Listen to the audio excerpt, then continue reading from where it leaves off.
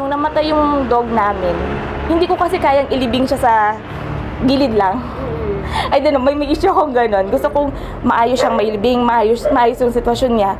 So, nag-search kami sa internet and a friend of mine recommended POS. So, dito kami nag-avail, dito namin siya nilibing. And then, yung baby, dito din namin siya pinaalagaan.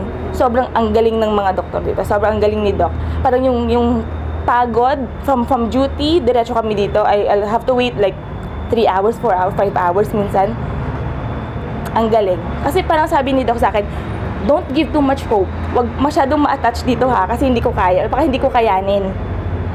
Well, nakaya niya. How was it like nung nawala yung dog mo sa'yo? Parang nawala ako ng anak.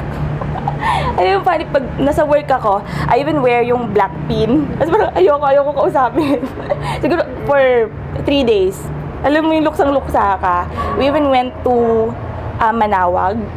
Kasi wala lang, gusto mo lang pag-pray siya. Tapos yung anak niya, parang hiningi na sana, eto, makasurvive. Kahit isa na lang iwan niya. Kasi sobrang mahal mo yung aso. Kasi like from work, alam, busy, stress, traffic and all.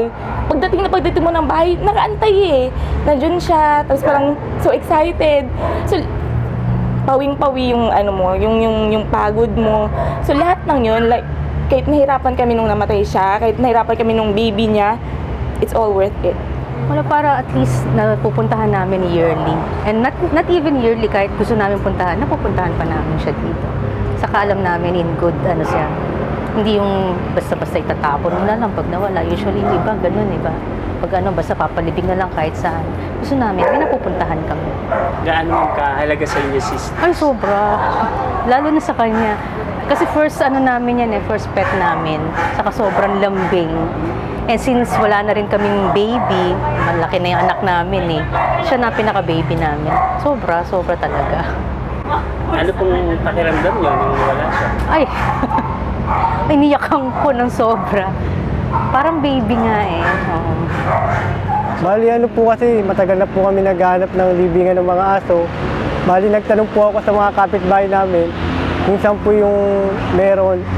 Sabi po daw nila, dito po daw, kaya dito po namin pinalibing. Napamahal na po na sa amin to.